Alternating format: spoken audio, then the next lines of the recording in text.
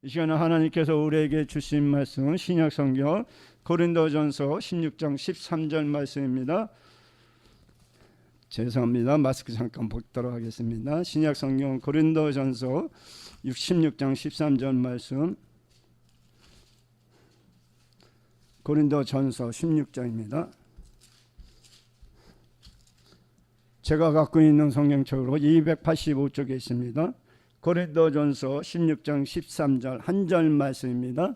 우리 다 찾았으면 우리 함께 한 목소리로 합독하도록 하겠습니다. 다 함께 봉독합니다. 시작.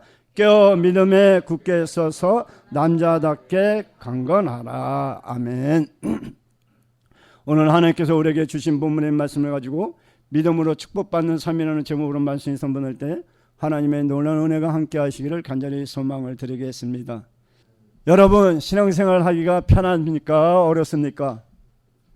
각자 나름마다 다르겠죠? 네, 날마다 은혜 가운데 가는 분은 신앙생활이 편할 것이고, 하루하루의 삶이 고달고 어려우면은 신앙생활도 힘들 것입니다. 근데 목사도 시험이 들더라고요. 저도 하나님 말씀을 선포하는 목사지만 요새 한동안 굉장히 힘들었어요. 너무너무 힘들어가지고, 야, 어떻게 하면 좋을까? 하나님 앞에 매달려도 응답이 없고 내 뜻대로 되는 거는 없고 속은 상하고, 그래서 지난 한 주 동안 어디 좀 조용한 데 가서 좀 시간 좀 보냈으면 좋겠다 싶어가지고 우리 고영선 목사님 소개해 주는 데 가서 한 3박 4일 4박 5일 있었네요. 그러니까 4박 5일 동안 있으면서 기도도 하고 하나님 앞에 부르짖고 기도도 했는데 많이 은혜 받고 왔습니다. 우리가 가장 중요한 게 뭐냐면 내 뜻을 이루기보다 하나님의 뜻을 이루려고 노력을 해야 하는데도 불구하고 그렇게 기도하면서도 하나님께서 응답을 안 해주면 속상해요. 그죠? 속상해요. 진짜 속상해. 나도 속상하더라고. 해줄 것 같기도 한데 아무것도 아닌데, 내가 생각에는 아무것도 아닌데 왜 하나님께서 내 기도를 안 들어주시고 왜 나를 이렇게 속상하게 만드시나, 그런 마음에 하나님에 대한 불편감도 있고 그래가지고 좀 원망도 했지만, 그러나 다 소용없는 짓이라고 하더라고요. 생각해 보니까 나를 내려놓지 못했기 때문에, 내 안에 내가 있기 때문에 불평 불만도 생기는 거고 또 욕심도 생기는 것 같습니다. 여러분의 소망은 무엇입니까? 혹시 여러분의 뜻을 이루고자 하나님 앞에 부르짖며 기도하고 있지는 않은지요? 하나님 우리에게 모든 거 다 주십니다. 그럼에도 부족하다고 느끼죠. 더 달라고 합니다. 더 달라고. 이거 주세요, 저거 주세요. 더 달라고. 줄 만큼 주는데도 불구하고 감사할 줄 모르고 더 주기, 더 받기를 원하는 모습이 우리의 모습이 아닌가 생각을 해보았습니다. 이제는 내가 하나님께 구했다면 하나님께서 그만큼 주셨는데 내가 감사하지 못했다면 하나님께 회개하고, 이제는 나의 뜻을 구하는 것이 아니라 하나님의 뜻을 구하는 우리 모두가 되기를 주님으로 간절히 소망을 드리겠습니다. 어느 동네 부잣집에 불이 났다고 합니다. 그 집의 재물과 다 탔겠죠. 그것을 지나가던 거지 부부가 멀리서 쳐다보았습니다. 그러면서 그 아들이 아버지한테 얘기합니다. 아버지, 저 집 어떻게 하면 좋지요? 그러자 그 아버지가 아들한테 이렇게 얘기합니다. 그것 봐라.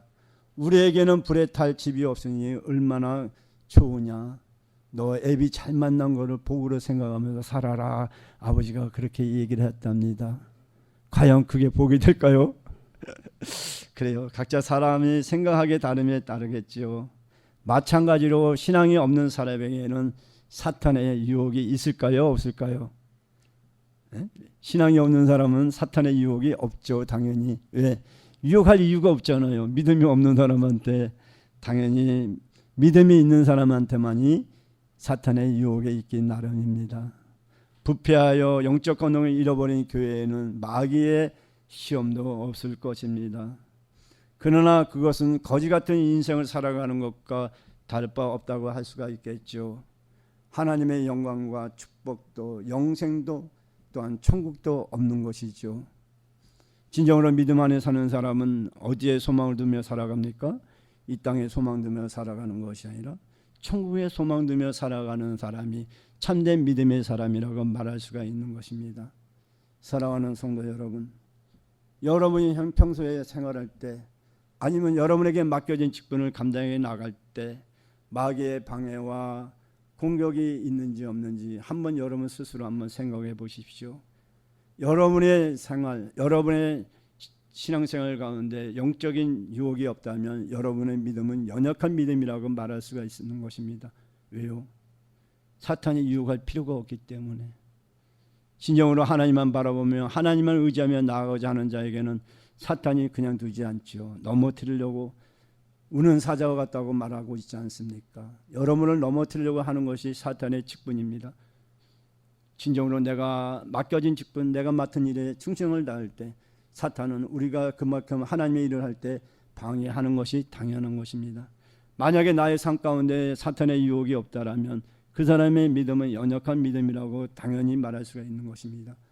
그렇다면 여러분의 영적 믿음의 사람을 믿으시기를 주님으로 간절히 축원을 드리겠습니다. 왜냐하면 하나님 말씀 고린도후서 13장 5절에 우리에게 이렇게 말씀하고 있지 않습니까? 너희는 믿음 안에 있는가? 너 자신을 시험하고 너희 자신을 확증하라. 예수 그리스도께서 너희 안에 계신 줄 너희가 스스로 알지 못하느냐? 그렇지 않으면 너희는 버림받은 자니라고 말씀하고 있습니다.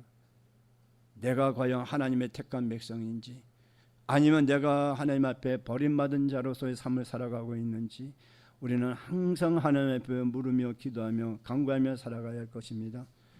여러분도 알다시피 현재 진행 중에 있는 러시아 우크라이나 전쟁 벌써 시작한 게 엊그저께 같은데 6개월이나 세월이 지났다고 합니다.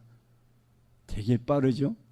어저께 전쟁이 일어나서 3일 만에 아니 일주일 만에 우크라이나를 점령하겠다는 러시아 전쟁을 범했음에도 불구하고 6개월이 지나도록 언제 끝날지 모르는 지루한 전쟁이 현재도 진행 중에 있습니다. 아무리 강력한 무기를 많이 보유하고 있다 할지라도 강한 정예 부대가 아니라면 전투에서 결코 승리하지 못한다는 것을 우리에게 보여주고 있는 것입니다. 마찬가지로 우리가 믿음 생활하면서 원수 사단과 싸워 이기기 위해서는 그리스도의 강한 군사가 되어야 하는 것입니다. 그리고 강한 믿음을 가질 때만이 우리는 능히 원수 마귀를 물리치고 믿음의 승리를 얻게 된다는 것을 잊지 마시기를 주님으로 간절히 소망을 드리겠습니다. 교회에 다닌다고 승리하는 것이 아닙니다. 새벽기도 나와서 새벽기도 한다고 예배마다 빠지지 않고 예배 참석한다고 날마다 승리하는 것은 아닙니다. 내가 과연 강한 군사, 믿음의 군사인가? 우리 자신이 돌아봐야겠지요. 또한 이런 믿음의 승리를 이룰 때만이 우리는 하늘로부터 후한 상급과 축복을 받으며 우리는 이 세상을 누리며 살아갈 수가 있는 것입니다. 만약에 러시아 전투병처럼 허약하여 전투한 패배한 군사가 화려한 승리의 면류관을 또 하나님의 영광을 누릴 수가 없지 않겠습니까? 그러기에 우리는 강한 믿음을 가져야 하는 것입니다. 어떤 믿음? 내 안에 누가 있다? 주님이 나와 함께 하심으로 나는 언제든지 승리할 수 있다는 그런 강한 믿음으로 나가야 하는 것입니다. 그러므로 이 시간에는 축복의 근원이 되는 강한 믿음을 가지기 위해서 과연 우리가 어떻게 신앙생활을 해야 하는가 한번 본문의 말씀을 가지고 묵상하면서 함께 은혜를 나누고자 합니다. 과연 우리가 하나님 앞에 축복받는 믿음의 삶을 살기 위해서는 어떻게 해야 할까요? 가장 중요한 것은 신앙의 훈련이 필요합니다. 무엇이 필요하다고요? 신앙의 훈련. 우리 한번 읽어볼까요? 시작. 하나님 말씀 고린도전서 9장 27절에 뭐라고 말씀하고 있습니까?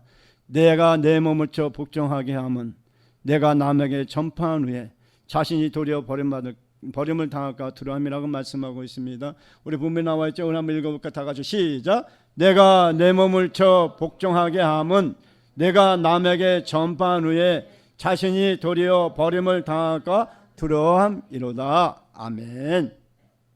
그렇습니다. 강한 군인이 되려면 피눈물 나는 훈련이 꼭 필요한 것입니다.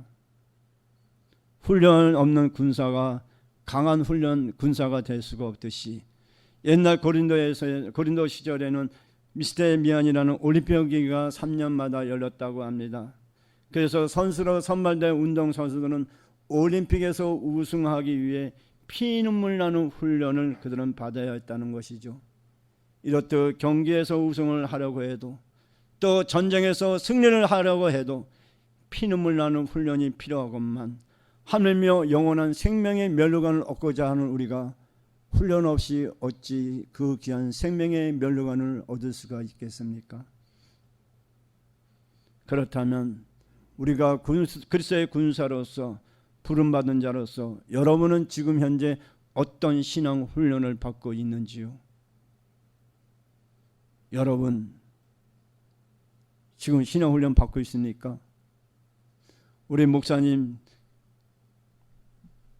교육한다고 신청하라고 해도 신청을 안 해가지고 목사님이 아니고 그냥 골머리 썩고 있는 걸 내가 알고 있는데, 누가 훈련을 가르친다, 그건 쉬운 건 아니에요. 내가 시간 내서 훈련 받기는 어렵죠. 그러나 훈련이 없는 신앙인은 참된 신앙인이 될 수가 없고 강한 믿음의 군사가 될 수가 없는 것입니다. 우리가 원하는 것이 뭡니까? 생명의 면류관 아니겠습니까? 진정으로 우리가 생명의 면류관을 얻어쓰기 위해서는 어떤 어려움과 고난이 있을지라도 꼭 신앙 훈련을 받으시기를 주님으로 간절히 부탁을 드리겠습니다. 이스라엘 미얀 올림픽에 선발된 선수들은 그들은 합숙 훈련을 받아야 했습니다. 지금도 마찬가지죠. 지금도 올림픽 경기에 나가는 국가대표 선수들 합숙 훈련을 받고 있지 않습니까? 그래서 이 기간 동안에는 그들은 술이 금지되었을 뿐만 아니라 부부간의 잠자리도 금지될 정도로 엄격한 가운데 훈련을 받았다고 합니다. 지금도 마찬가지입니다. 지금도 아시안 경기대회나 올림픽 대회에 나가는 선수들은 착출이 되어서 시합에 나가기까지 자유라는 건 없는 것이죠. 왜? 그들의 목표는 뭡니까? 금메달 아닙니까? 금메달을 하나 그 목에 걸기 위해 그들은 모든 것을 희생하면서 고된 훈련을 받고 있는 것입니다. 때로는 훈련을 받으면서 매도 맞고 벌도 받아야 한다고 합니다. 그리고 이 모든 것을 참고 인내해야만이 자신이 목표하는 금메달을 목에 걸 수가 있는 것이죠. 그리고 인내하지 못하는 선수는 합숙소에서 쫓겨난다고 합니다. 승리를 위해서는 모든 선수가 인내해야 했던 것입니다. 역시 우리도 마찬가지입니다. 우리가 생명의 면류관, 의의 면류관을 받아쓰기 위해서는 어떤 어려움과 고난이 있더라도 그 고된 신앙 훈련을 우리는 이겨내며 인내하며 승리해야만이 하나님께서 우리에게 예비해 두신 의의 면류관, 생명의 면류관을 받아쓸 수가 있는 것입니다. 마찬가지로 믿음의 승리를 이루려면 이런 요구가, 인내가 요구되는 것입니다. 내가 하고 싶은 거, 내가 먹고 싶은 거, 내가 모든 것을 좋은 것을 다 누리면서 신앙 훈련을 받을 수는 없는 것입니다. 인내와 절제에 성공할 때 그 믿음의 승리를 이루게 된다는 사실을 믿으시기를 간절히 소망을 드리겠습니다. 그러므로 우리 목사님 내일부터 교육이 있습니다 그러면 너도 나도 주저없이 교육에 참석하고 훈련을 받음을 통해서 우리 동행하는 교회 모든 성도님들이 하나님 앞에 참된 일꾼으로, 훈련받은 참된 일꾼으로 쓰임받으시기를 주님으로 간절히 소망을 드리겠습니다. 우리가 날마다 입으로만 동행하는 교회가 부흥되기를 원하는 기도보다 내가 먼저 앞장서서 신앙 훈련을 받고 참된 군사가 될 때 나가서 담대하게 우리 하나님을 증거할 수가 있는 것입니다. 훈련받지 않은 자가 나가서 어찌 내가 받은 하나님의 사랑과 예수의 십자가의 사랑을 담대하게 전할 수가 있겠습니까? 진정으로 우리 동행하는 교회가 부흥하기 위해 우리 모두가 참된 훈련에 다 참석하여서 하나님의 귀하게 쓰임받는 저와 우리 모두가 되기를 다시 한번 주님의 이름으로 부탁을 드리겠습니다. 두 번째는 우리가 신앙의 경계가 필요합니다. 우리 두 번째 한번 읽어볼까요? 시작. 하나님 말씀 베드로전서 5장 8절 말씀 우리 다 함께 있습니다. 시작. 누구든지 자기 친족 특히 자기 가족을 돌보지 아니하면 믿음을 배반한 자요 불신자보다 더 악한 자니라. 아멘. 정쟁에서 승리한 강한 군사가 되려면 항상 깨워 경계 근무에 충실해야 하는 것입니다. 작전에 실패한 지도자는 용서가 될 망정 경계에 실패한 지도자는 용서받지 못한다고 말하고 있지 않습니까? 적군의 침입을 사전에 감지하지 못하면, 적의 선제 공격을 받으면 아무리 잘 훈련된 군사라도 일순간에 패배할 수밖에 없는 것입니다. 마찬가지입니다. 우리가 원수 마귀와 싸워 승리하기 위해서는 항상 깨어 있어야 하는 것입니다. 사도 베드로는 사단을 가리켜 뭐라고 말하고 있습니까? 사단 보고 두루다니며 삼킬잔을 찾는 우는 사자와 같다고 우리에게 말씀하고 있지 않습니까? 이렇게 틈만 보이면 순식간에 달려들어 우리를 삼키는 것이 바로 사탄 마귀의 속성이기 때문인 것입니다. 우리는 말씀으로 무장하고 항상 깨어 있어야 하는 것입니다. 내가 목사라고, 내가 장로라고, 내가 권사라고 항상 승리하며 살아가는 것은 아닙니다. 항상 성령 충만한 것은 아닙니다. 목사라도 깨어있지 못하면 넘어지고 쓰러지는 것이 당연한 것입니다. 우리는 어떤 일이 있으라도 늘 말씀 가운데 깨어 있어야 하는 것입니다. 그래야만이 사탄 마귀와 싸워 승리할 수가 있는 것입니다. 이렇게 깨어 경계하면 사단의 공격을 잘 이겨낼 뿐만 아니라 우리는 믿음을 지키게 되며 또 그럴 때야만이 우리는 하나님께 큰 상급을 받게 되는 것입니다. 깨어 경계하는 저와 우리가 되기를 다시 한번 부탁을 드리겠습니다. 여러분 군대에 가면 경계훈련 과목 가운데 하나로 피아식별이라는 요령이 있습니다. 적의 전투기와 아군의 전투기를 식별하는 법, 적군과 아군의 각종 무기를 구별하는 방법들이 여기에 해당되는 것이라고 할 수가 있겠죠. 이 훈련이 필요한 이유는 무엇입니까? 적의 공격이 있을 때 일찍부터 적군을 구별하여 사전의 공격을 저지하기 위함인 것입니다. 마찬가지로 우리가 사단의 공격을 물리치려면 영적 분별력이 뛰어나야 하는 것입니다. 적을 알아야 백전백승이라고, 나를 알고 적을 알아야 이길 수가 있는 것입니다. 나만 알고 사탄을 모른다면 우리는 싸워봐야 질 수밖에 없는 것입니다. 내가 아무리 경계를 열심히 한다 할지라도 적에 대해 알지 못한다면 우리는 질 수밖에 없는 것입니다. 내가 믿음의 경계도 단단히 해야 할 뿐만 아니라 사탄이 어떤 존재라는 것을 우리는 확실히 알아야 적을 구별할 줄 알아야만이 우리는 승리할 수가 있는 것입니다. 바로 영적 분별력이라고 할 수가 있겠죠. 그러므로 우리는 날마다 하나님 앞에 영적 분별력을 달라고 부르짖며 기도하며 간구해야 할 것입니다. 그래야만이 무엇이 진리인지 무엇이 거짓인지 제대로 구별할 수가 있는 것입니다. 그러기 위해 우리는 항상 말씀을 가까이 하며 진리와 거짓을 분별하는 영적 분별력을 키워나가야 하는 것입니다. 그래야만이 우리는 미리 사단의 공격을 대비할 수 있을 뿐만 아니라 실제로 사단의 공격에 이를 때 능히 물리쳐 이길 수가 있는 것입니다. 백전백승할 수가 있는 것이죠. 적을 할 때 내가 이길 수가 있는 것입니다. 그러기 위해서는 늘 우리가 말씀을 구하고 우리가 말씀 가운데 우리가 제대로 무장되어야 할 것입니다. 오늘날 진리와 거짓이 혼돈되고 영적 분별이 갈수록 희미해져가는 이 어두운 시대에 우리들은 더더욱 말씀을 통해 영적 분별력을 키워나가야 할 것입니다. 바로 이것이 강한 믿음을 갖는 비결을 임을 잊지 않으시기를 주님의 이름으로 간절히 부탁을 드리겠습니다. 영적 분별력, 그게 바로 축복받는 믿음이라는 것을 믿으시고 늘 깨어 기도하는 저 우리 모두가 되기를 다시 한번 부탁을 드리겠습니다. 마지막으로 신앙의 전투력이 필요합니다. 함께 읽어볼까요? 시작. 신앙의 전투력이 필요합니다. 하나님 말씀은 디모데전서 6장 12절 말씀입니다. 함께 있습니다. 시작. 믿음의 선한 싸움을 싸우라. 영생을 취하라. 이를 위하여 내가 부르심을 받았고 많은 증인 앞에서 선한 증언을 하였도다. 아멘. 강한 신앙은 죄악과 싸워 승리하는 신앙을 말하는 것입니다. 그래서 사도 바울은 디모데를 향해 믿음의 선한 싸움을 싸우라고 말하고 있는 것입니다. 세상에는 허탄한 일로 쓸데없이 다투고 싸우고 분노하는 사람들이 너무나 많은 것을 우리가 볼 수가 있습니다. 신앙인들도 마찬가지입니다. 아무것도 아닌 것 가지고 교회 안에서 분란을 일으키는 자들이 있지요. 꼭 필요한 것이 아님에도 불구하고 세상은 허탄 일로 쓸데없이 다투고 싸우고 분노하며 살아가는 사람들이 얼마나 우리 주변에 많습니까? 그러면서도 믿음의 선한 싸움에는 관심이 없지요. 하지만 우리는 다른 허탄한 세속적 싸움은 피하되 오직 믿음의 선한 싸움은 꼭 싸워 이겨야만 하는 것입니다. 싸우되 반드시 이겨야 하는 것입니다. 죄악에 져서 범죄하고 하나님 앞에 부끄러움을 입는 자가 어찌 하나님으로부터 상급을 받을 수가 있겠습니까? 그러므로 우리는 죄악과 싸워 승리하는 저와 우리 모두가 되어야 할 것입니다.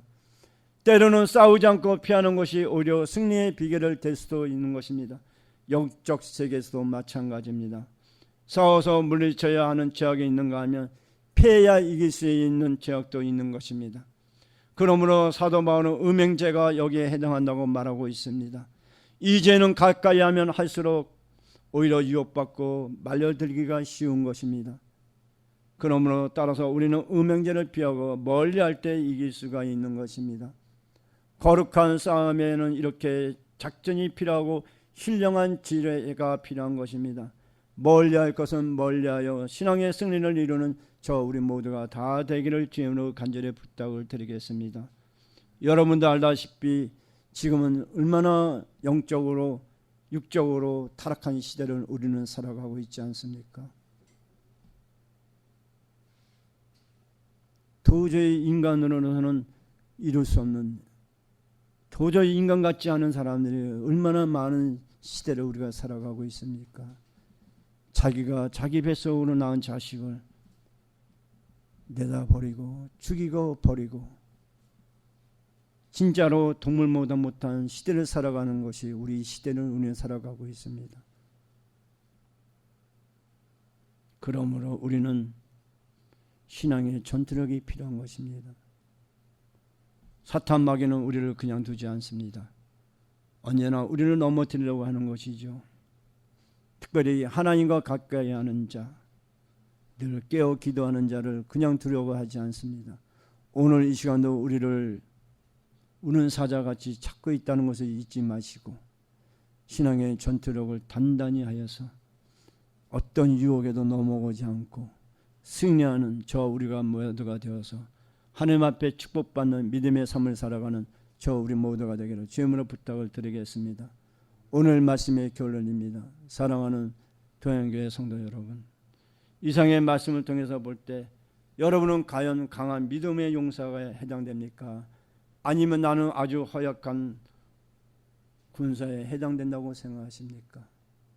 오늘 이 시간 자신을 돌아보면서 내가 혹시라도 허약한 믿음의 신앙생활을 하고 있다면 다시 한번 우리 자신을 돌아보며 하나님에 더 가까이 하고 말씀 가운데 깨어 전투력을 키움을 통해서 강한 군사로서 늘 승리함으로 하나님의 기쁨이요 하나님께 영광 돌리며 살아가는 저 우리 모두가 다 될 수 있기를 주님의 이름으로 간절히 축원을 드리겠습니다. 아멘.